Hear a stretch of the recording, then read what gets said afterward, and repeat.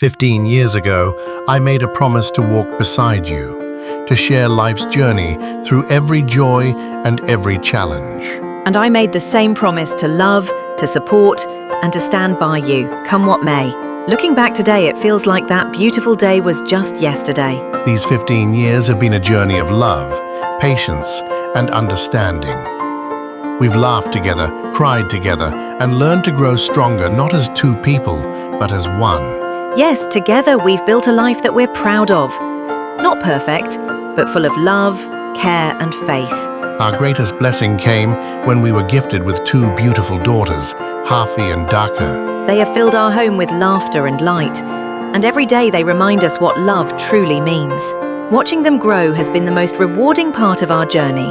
These years have taught us that marriage is more than just living together.